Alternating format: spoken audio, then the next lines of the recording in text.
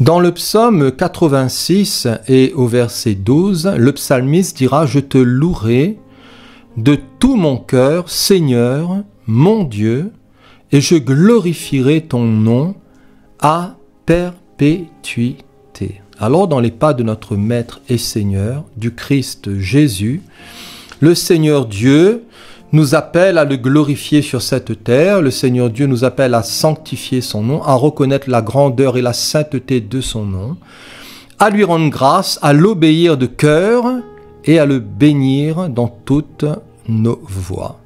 Alors des multitudes sont bien loin de rendre grâce à Dieu, des multitudes sont bien loin de vouloir glorifier le Seigneur ou de vouloir l'exalter. Beaucoup croient même, voyez-vous, non seulement que Dieu n'existe pas, mais ils croient qu'ils sont maîtres de leur souffle et qu'ils sont maîtres de leur destin. Alors c'est une erreur ici fondamentale et une erreur monumentale. Il n'y a que l'orgueil, voyez-vous, pour nous faire croire de ces choses, parce qu'en réalité, nous ne sommes maîtres de rien. Dans le livre de Daniel, au chapitre 5, parlant du festin de Belshazzar et de la chute de l'empire babylonien, il est dit au verset 22, « Et toi, Belshazzar, son fils, tu n'as pas humilié ton cœur, quoique tu susses toutes ces choses, tu t'es élevé contre le Seigneur des cieux. Les vases de sa maison ont été apportés devant toi, et vous vous en êtes servis pour boire du vin, toi et tes grands, tes femmes et tes concubines, et tu as loué les dieux d'argent, les dieux d'or, d'airain, de fer, de bois et de pierre, qui ne voient point, qui n'entendent point, et qui ne savent rien. Et, voilà, et le Seigneur ajoute en disant, « Et tu n'as pas glorifié le Dieu qui a dans sa main ton souffle et toutes tes voies. » Voilà, cet homme ici qui était imbu de lui-même, de son pouvoir, voyez-vous, de son orgueil, il tirait gloire de son pouvoir, de son avoir, sans, voyez-vous, faire cas du Seigneur, et combien malheureusement, voyez-vous, qu'ils croient que tout leur est acquis, que tout est le produit de leurs mains, que tout vient que d'eux-mêmes, mais en réalité, voyez-vous, ils se trompent. Et tu n'as pas glorifié le Dieu qui a dans sa main ton souffle et toutes tes voies. Un avertissement ici pour les grands, pour les rois, pour les chefs d'État, pour les gouverneurs, pour les patrons, pour nous tous, pour les uns et les autres. Alors apprenons à nous humilier devant le Seigneur. Et moi en premier, à ne pas, voyez-vous, avoir les chevilles gonflées, à ne pas, voyez-vous, se croire suffisant, à ne pas se croire être maître de ses voies ou de son destin, mais disons plutôt, si le Seigneur le veut, nous ferons ceci et nous ferons cela et réclamons sa grâce et cherchons surtout à le glorifier. Alors je te louerai de tout mon cœur, dira le psalmiste, et je glorifierai ton nom à perpétuité. Le psalmiste ici, dans sa recherche de glorifier le Seigneur, était premièrement un homme entier. Il dira, je te louerai de tout mon cœur. Il y a ici une totalité. Il y a ici une plénitude. Je te louerai ici en hébreu, c'est yada. Et le radical ici, c'est un radical ifil, et cela est au mode imparfait, ce qui signifie remercier, louer, célébrer, confesser, avouer, confesser le nom de Dieu. Et à l'imparfait, cela signifie que le psalmiste était dans une fréquente répétition, il louait, il adorait, il remerciait Dieu chaque jour, il confessait le nom du Seigneur, et il se confessait à son Dieu et non à un homme religieux, mais à l'Éternel, son Dieu. Alors David était un homme, malgré ses luttes et ses combats. David était un homme malgré ses fautes et ses péchés. David était un homme malgré ses victoires. C'était un homme avec un cœur entier, un cœur pour Dieu, qui aimait le Seigneur. Alors d'ailleurs, dans son nom, dans le nom de David, il y a cette racine du sens de bouillir. Et la parole nous dit, puisses-tu être froid ou bouillant, ainsi parce que tu es tiède, je te vomirai de ma bouche. Un cœur entier. Alors concernant l'homme entier, l'apôtre Paul dira plus tard, car vous avez été rachetés à un grand prix, glorifiez donc Dieu dans votre corps et dans votre esprit qui appartiennent à Dieu. Dans 1 Corinthiens chapitre 6, verset 5. Paul dira ici à ces Corinthiens, mais glorifiez donc Dieu dans votre corps et dans votre esprit qui appartiennent à Dieu. Ici, dans le contexte de cette lecture, Paul s'adresse aux Corinthiens en traitant des problèmes de litige entre croyants, en traitant des problèmes de différends et de procès entre croyants. Et il dira au verset 7, c'est déjà certes un défaut chez vous que d'avoir des procès les uns avec les autres. Pourquoi, dira l'apôtre, ne souffrez-vous pas plutôt quelques injustices? Pourquoi ne vous laissez-vous pas plutôt dépouiller? Mais c'est vous qui commettez l'injustice et qui dépouillez, et c'est envers des frères que vous agissez de la sorte. Ne savez-vous pas que les injustes n'hériteront point le royaume de Dieu? Alors l'apôtre dira, ne vous y trompez pas, ni les débauchés, ni les idolâtres, ni les adultères, ni les efféminés, ni les homosexuels, ni les voleurs, ni les cupides, ni les ivrognes, ni les outrageux, ni les ravisseurs n'hériteront le royaume de Dieu. Et c'est là ce que vous étiez quelques-uns d'entre vous. Mais vous avez été lavés, mais vous avez été sanctifiés, mais vous avez été justifiés au nom du Seigneur Jésus-Christ et par l'Esprit de notre Dieu. Mais vous avez été lavés, mais vous avez été sanctifiés, mais vous avez été justifiés au nom du Seigneur Jésus-Christ et par l'Esprit de notre Dieu.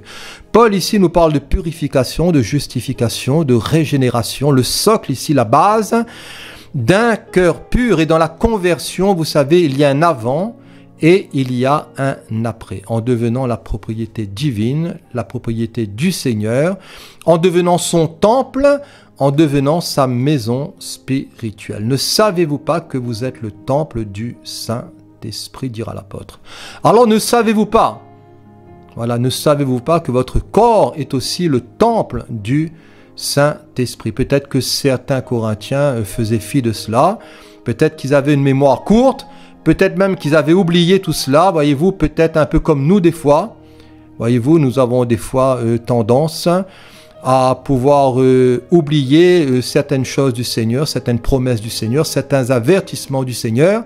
Mais l'apôtre dira, je ne cesse point de vous rappeler les mêmes choses, car pour vous tout cela est salutaire et nous devons savoir, voyez-vous, dans notre cœur et nous rappeler constamment que nous sommes la maison de Dieu, que nous sommes, voyez-vous, les vases de l'Éternel et que nous portons la gloire du Seigneur dans nos corps, mais aussi dans notre âme et dans notre esprit qui appartient au Seigneur, qui est en vous, que vous avez reçu de Dieu et que vous ne vous appartenez point à vous-même. Alors comment pouvons-nous glorifier le Seigneur? Nous pouvons glorifier le Seigneur en prenant conscience du prix de notre rachat. Vous avez été racheté à un grand prix, non pas à prix d'or ou d'argent, non pas par le sacrifice de quelque bête que ce soit, mais vous avez été racheté par le précieux sang du Christ Jésus, comme d'un agneau sans défaut et sans tache, de ce Christ Jésus qu'on a emmené, voyez-vous, comme une brebis muette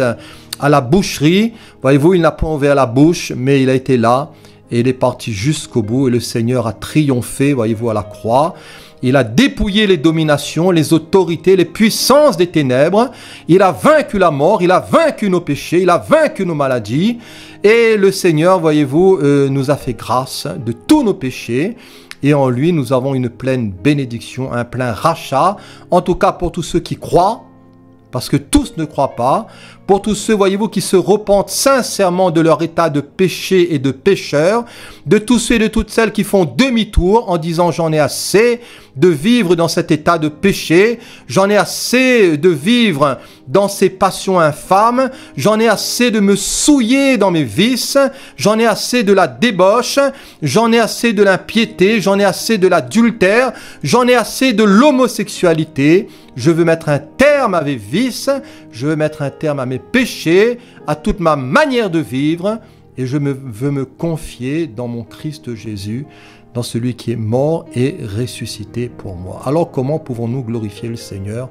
En lui offrant notre cœur, en lui offrant tout notre être, en lui apportant l'offrande de nos lèvres, de nos membres, de toute notre être et de notre existence. Nous pouvons glorifier le Seigneur aussi en prenant conscience de notre nouvelle identité et de notre nouvelle position en Christ. La Bible nous dit que même nous sommes assis avec Christ dans les lieux célestes et par la foi nous régnons déjà. Par la foi nous sommes des princes et des princesses. Dieu a fait de nous un royaume, des sacrificateurs pour Dieu, son Père, des prêtres, voyez-vous, qui officient dans le royaume de Dieu, dans le royaume des cieux. Et nous sommes, voyez-vous, des enfants privilégiés. Nous sommes devenus des enfants de Dieu dans la foi. Voyez-vous, et tout cela vient du Seigneur. Alors Paul ira même jusqu'à dire à ses Corinthiens, ne savez-vous pas que les saints, ce sont tous ceux qui ont été sanctifiés, ce ne sont pas tous ceux qui ont été canonisés, voyez-vous, tous ceux qui sont reconnus saints par certains papes, mais les saints, ce sont les enfants du Seigneur qui ont été lavés, purifiés, sanctifiés par la foi dans l'offrande du corps de Jésus et qui marchent en nouveauté de vie. Voyez-vous, ils sont comme monsieur et madame tout le monde, mais dans leur cœur, ils sont saints et dans leurs actions, dans leurs démarches, ils marchent aussi dans une sainteté pratique et dans une vie sanctifiée. Et Paul ira même jusqu'à dire à ses Corinthiens que ne savez-vous pas que les saints, même nous jugerons le monde et même les anges. Alors je ne sais pas si nous prenons conscience de cela. Dans le monde à venir, nous serons là, voyez-vous, un peu comme des petits juges. Nous serons là au côté du Seigneur et nous jugerons même les anges. Alors quelle position, voyez-vous, extraordinaire. Du reste, serons-nous incapables de juger les choses de cette terre, les choses de cette existence. Alors, comment pouvons-nous glorifier le Seigneur? Dans un engagement total de cœur. Je te louerai de tout mon cœur, dira le psalmiste, Seigneur mon Dieu, et je glorifierai ton nom à toujours et à perpétuité. Alléluia.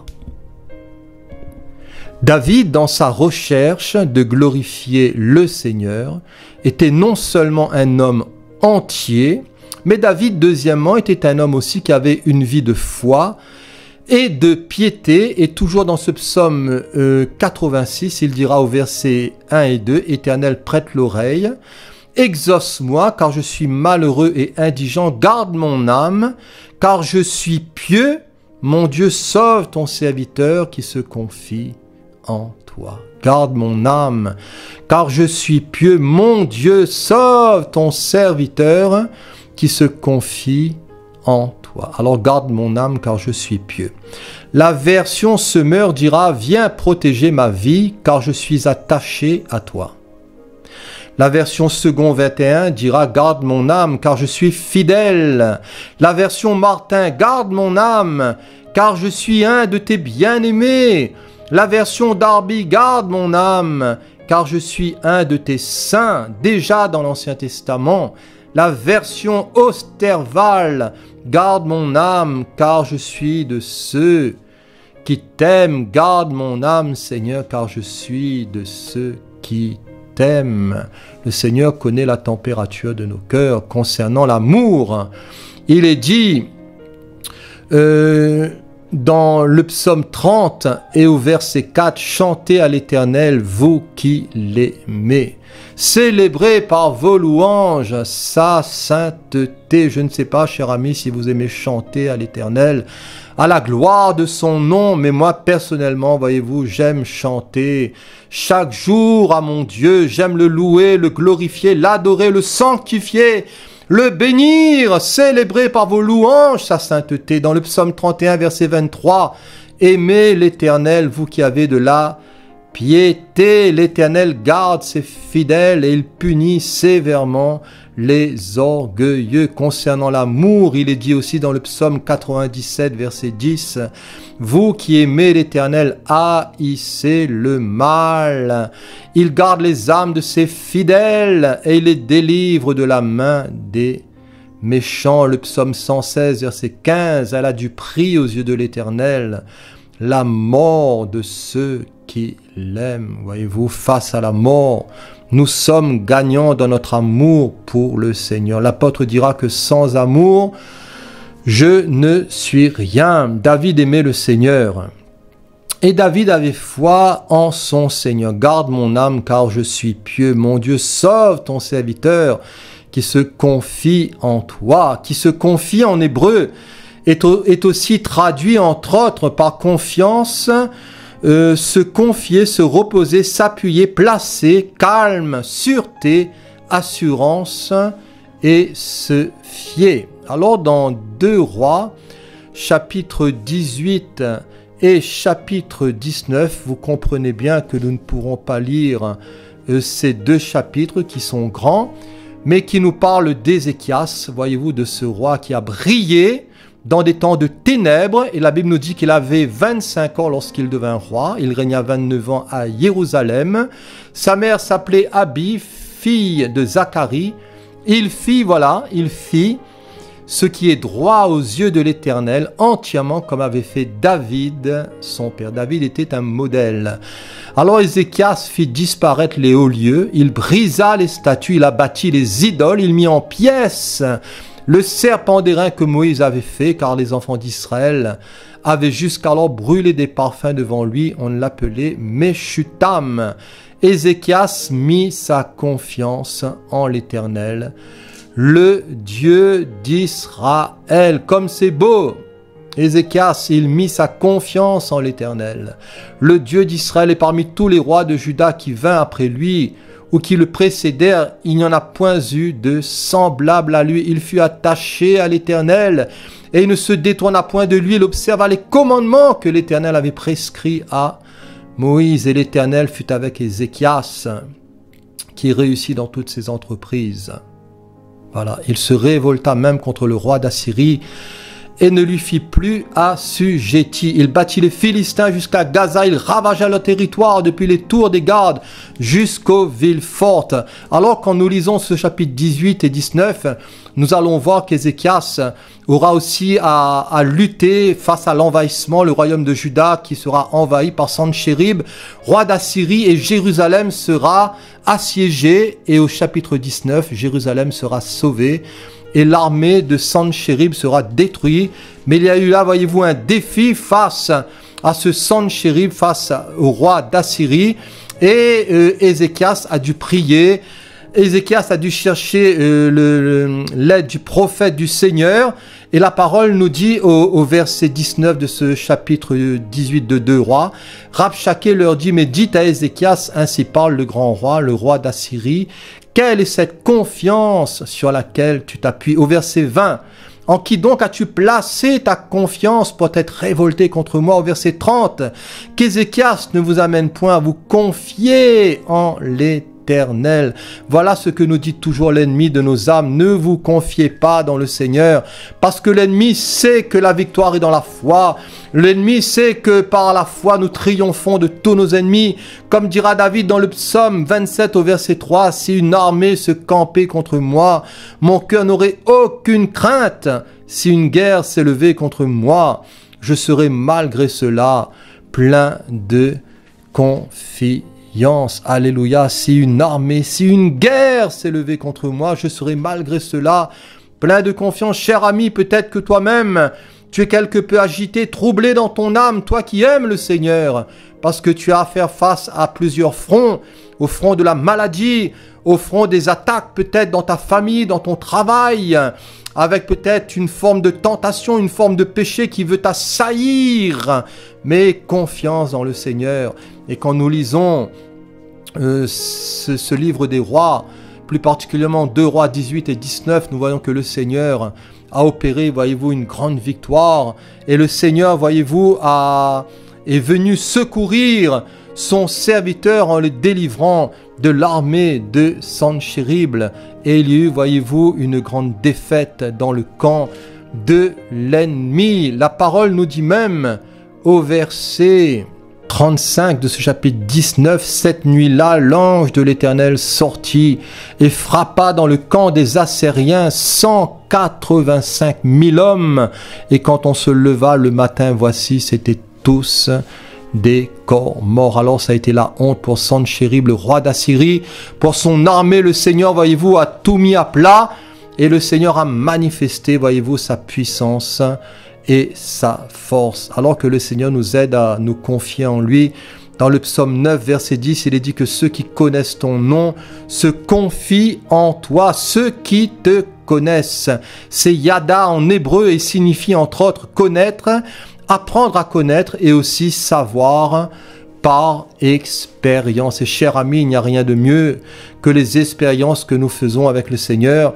Nous apprenons à goûter, à voir sa fidélité, à voir son bras à l'œuvre, à voir que face, voyez-vous, à toute espèce de situation où nous pouvons baisser les bras, être découragés, désespérés, le Seigneur a dit, je ne t'abandonnerai point et je ne te délaisserai point. Alors attention de se confier aussi et de se confier en son propre cœur, puisque la parole nous dit, celui qui se confie en son propre cœur est un fou, est un insensé. Attention de se confier dans ses richesses et dans sa sagesse. Dans le livre des Proverbes, il est dit au chapitre 11, verset 28, celui qui se confie en ses richesses tombera, celui qui se confie, voyez-vous, dans toutes ces sommes d'argent, dans sa fortune, tombera. Et quand les richesses s'accroissent, la parole nous dit, n'y attachez pas votre cœur. Attention aussi de se confier en l'homme. Attention de se confier en la chair. Et dans le livre de Jérémie, au chapitre 17 et au verset 5, il est dit ainsi, parle l'Éternel, maudit soit l'homme qui se confie dans l'homme, qui prend la chair pour appui et qui détourne son cœur de l'Éternel. Il est comme un misérable dans le désert. Il ne voit point arriver le bonheur. Il habite les lieux brûlés du désert, une terre salée, sans habitants. Mais béni soit l'homme qui se confie dans l'Éternel et dont l'Éternel est l'espérance. Il est comme un arbre planté près des eaux et qui étend ses racines vers le courant. Il n'aperçoit point la chaleur quand elle vient et son feuillage reste vert dans l'année de la sécheresse. Il n'a point de crainte et il ne cesse de porter du fruit. Alors, cher ami, courage, confiance, confie-toi dans le Seigneur, recommande ton sort à l'Éternel, mets en lui ta confiance et il agira. Confie-toi en lui de tout ton cœur et ne t'appuie pas sur ta sagesse. Reconnais-le dans toutes tes voies, il aplanira tes sentiers. Ne sois point sage à tes propres yeux, crains l'Éternel et détourne-toi du mal. Alors comment pouvons-nous glorifier le Seigneur? Nous pouvons aussi glorifier le Seigneur en portant du fruit. Dans Jean chapitre 15, il nous est parlé du cep et des sarments. Et Jésus dira, je suis le vrai cep et mon Père est le vigneron. Tout sarment qui est en moi et qui ne porte pas de fruit, il le retranche. Et tout sarment qui porte du fruit, il l'émonde, afin qu'il porte encore plus de fruits. Déjà vous êtes purs, dira Jésus, à cause de la parole que je vous ai annoncée. Demeurez en moi, et je demeurerai en vous. Comme le sarment ne peut de lui-même porter du fruit s'il ne demeure attaché au cep, ainsi vous ne le pouvez pas non plus si vous ne demeurez en moi. Je suis le cep et vous êtes les sarments. Celui qui demeure en moi et en qui je demeure porte beaucoup de fruits, car sans moi vous ne pouvez rien faire.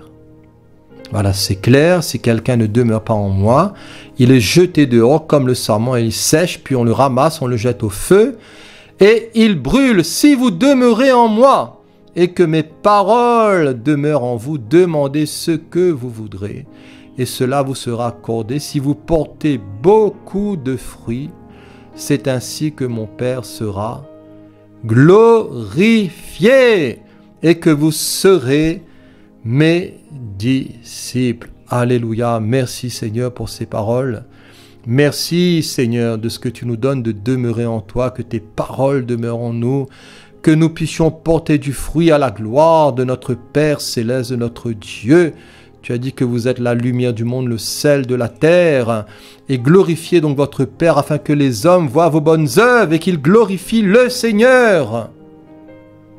Si vous portez beaucoup de fruits, c'est ainsi que mon Père sera glorifié et que vous serez mes disciples. Alors pour terminer, glorifions le Seigneur, mes frères et mes sœurs, pour tous ceux qui l'ont reçu. Voilà, pour tous ceux qui veulent garder sa parole, pour tous ceux qui veulent vivre dans une vie, voyez-vous, de sanctification, d'édification, de progrès, voyez-vous, avec l'aide du Seigneur. Ayons comme David un cœur entier, plein de piété, plein de consécration et de foi, en portant abondamment du fruit pour notre Dieu. Voilà, soyez bénis. Je vous remercie pour votre écoute et merci Seigneur pour ces quelques paroles. À la prochaine, Dieu voulant. Amen.